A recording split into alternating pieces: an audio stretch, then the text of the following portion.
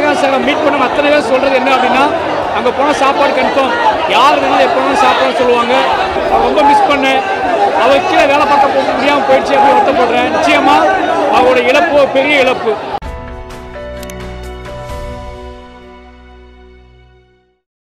Captain Vijayakanth sir இன்னைக்கு அவரோட இழப்பு அப்படிங்கிறது தமிழ் சினிமாவுக்கு மட்டும் இல்லை, ஒட்டுமொத்த தமிழகத்துக்குமே ஒரு பெரிய இழப்பு. ஏன்னா நமக்கு தெரியும், வீட்டில் எல்லா வீட்டிலையும் ஒரு அங்கமாக இருந்தவர் விஜயகாந்த் சார். அவரோட துணிச்சல், அவரோட தமிழ் மீதான பற்று,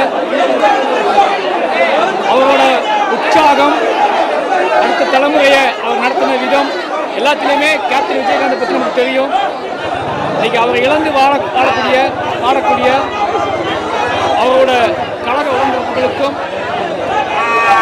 சினிமா உலகினருக்கும், நண்பர்களுக்கும், குடும்பத்திற்கும் என்னை ஆழ்ந்த எண்ணங்களை தெரிவித்துக் கொள்கிறேன். சினிமாவில் எல்லாருக்குமே ஒரு சமமான சாப்பாடு கிடைப்பதற்கான வழிவகை நான் நிறைய கேள்விப்பட்டிருக்கேன். விஜயகாந்த் சாரை பற்றி, கேப்டனை பற்றி யார் பேசினாலும் அவர் மற்றவங்ககிட்ட எப்படி நடந்துக்குவார் அப்படிங்கிற பற்றி தான் பேசுவாங்க. குறிப்பாக சென்னையில் நிறைய எல்லாரும் சந்திக்கிற பிரச்சனை இவங்களோட சாப்பாடு தான். அது நான் அனுபவிச்சதில்லை. ஆனால் எல்லாரும் சொல்கிறது எல்லாமே, விஜயகாந்த் சாரை மீட் பண்ண அத்தனை பேர் சொல்கிறது என்ன அப்படின்னா, அங்கே போனால் சாப்பாடு கன்ஃபார்ம், யார் வேணாலும் எப்போ வேணாலும் சாப்பாடு சொல்லுவாங்க. அது மட்டும் இல்லாமல் ஷூட்டிங் ஸ்பாட்லேயும் சரி, எல்லா இடத்துலையும் சரி, யாரும் பசியோடு இருக்கிறதான்னு சொல்லிக்கிட்டே இருப்பான்னு சொல்லுவாங்க. அப்பேற்பட்ட ஒரு மனிதரை இல்லை, அவர் இன்னும் சினிமாவோட சம்மந்தப்பட்டே நிறைய நாள் இருந்திருந்தார். இப்போ நானும் வந்ததுக்கப்புறம் அவர் ரொம்ப மிஸ் பண்ணேன். அவர் கீழே வேலை பார்க்க போக முடியாமல் போயிடுச்சு அப்படின்னு வருத்தப்படுறேன். நிச்சயமாக அவரோட இழப்பு பெரிய இழப்பு.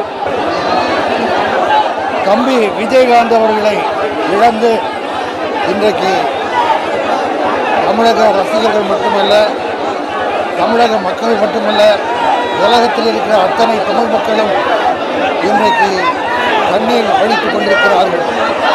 தம்பி விஜயகாந்த் எந்த ஒரு காரியத்தை எடுத்தாலும் மிக சிறப்பாக செயலாற்றக்கூடிய ஒருவர். நான் தம்பின்னு தான் கூப்பிடுவேன், என்னையும் அண்ணன் அன்பாக கூப்பிடுவார். நான் அவரோட நிறைய படங்கள் நடிச்சிருக்கேன். குறிப்பாக சொல்லணும்னா பாண்டி,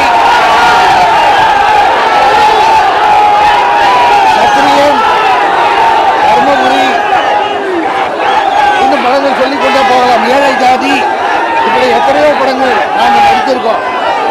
ஆனால் எப்படி தமிழ்நாட்டுக்கு ஒரு காமராஜர் இருந்தாரோ, மாணவர்களை எல்லாம் பள்ளியில் படிக்க வேண்டும் என்பதற்காக மதிய உணவு திட்டத்தை கொண்டு வந்து போட்டாரோ, அதே போல சினிமாவை தேடி வருவதற்கெல்லாம் சாப்பாடு போட்டு அவர்களை ஊக்குவித்து பல நடிகர்களை, பல இயக்குநர்களை, பல கேமராமேன்களை உருவாக்கியிருக்காரு. அப்படிப்பட்ட ஒரு திரு தம்பி விஜயகாந்த் அவர்கள் தான் எடுத்த பொறுப்பை எதா இருந்தாலும் சிறப்பாக செய்வார்.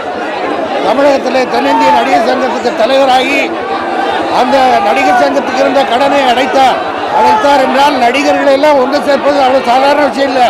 அவங்களெல்லாம் ஒன்று சேர்த்து ஒருங்கிணைத்து அழைத்து சென்று தன்னுடைய கடனை அடைத்து அதற்கு பிறகு கட்சி ஆரம்பித்தவுடன் அந்த பொறுப்பை வேற ஒருவரிடம் ஒப்படைத்து விட்டு சென்று விட்டார். கட்சியை அவர் ஆரம்பித்து நடத்த போது எதிர்கட்சி தலைவராக வந்தார். அரசியல் கட்சிகள் அத்தனையும் அவரோடு கூட்டணி அமைத்தால்தான் வெற்றி பெற முடியும் என்ற ஒரு நிலைமையை தமிழகத்தில் ஏற்படுத்தியவர் தான் தம்பி விஜயகாந்த் அவர்கள் ஆளுங்கட்சியாக வர முடியவில்லையே தவிர ஆண்டவன் அதற்கு வழிவகுக்கவில்லை. ஆகவே எப்படி ஒரு காமராஜர் ஒரு அரசியலிலே சுத்தமாக தூயமாக இருந்தாரோ, அதே போல தம்பி விஜயகாந்த் அவர்களும் ஒரு மாநாட்டில் சொன்னார், நான் என் சொத்தெல்லாம் வித்துட்டு தான் இந்த மாநாடு நடத்துகிறேன், கட்சியை நடத்துகிறேன். நான் பணத்துக்காக வரல, எனக்கு 2 வேளை கஞ்சி கிடைச்சா போகிறோம், திண்ணையிலேயோ பாயிலேயோ போய் படுத்துக்குவேன் அப்படின்னு சொன்னார். அப்படிப்பட்ட ஒரு நல்ல மனிதர் இன்றைக்கு நாம் இழந்து தவிக்கிறோம். அவருடைய ஆத்மா சாந்தி அடையணும். அவருடைய கட்சி தொண்டர்களுக்கும் ரசிகர்களுக்கும் தமிழ் மக்களுக்கும் அவர் குடும்பத்தை சார்ந்த சகோதரி பிரேமலதா விஜயகாந்த் அவர்களுக்கும் பிள்ளைகளுக்கும் சுதீஷ் அவர்களுக்கும் அவர் குடும்பத்தாருக்கும் என்னுடைய ஆழ்ந்த இரங்கலை தெரிவித்துக் கொள்கின்றோம். அது இல்லாமல் ஃபைட்டில் ரொம்ப சூப்பராக பண்ணுவார். எனக்கு ரொம்ப பிடிச்சதே விஜயகாந்த் அவர்கள். தம்பி விஜயகாந்த் ஃபைட்டு தான், வாழ்க்கையிலையும் ஃபைட் பண்ணார், படத்துலேயும் ஃபைட் பண்ணார். அவர் அப்போ அடிக்கடி சொல்லுவார், தம்பி அருண் விஜய் வந்து ரொம்ப சிறப்பாக ஃபைட் பண்ணுறாரு, ரொம்ப நல்லவர்னு சொல்லார். அவர் இன்னைக்கு வந்திருக்கணும். அவர் ஃபைட்டில் காலில் அடிபட்டதுனால அவர் வர முடியல. அவர் சார்பாகவும் நான் இந்த இரங்கலை தெரிவித்துக் கொள்கிறேன்.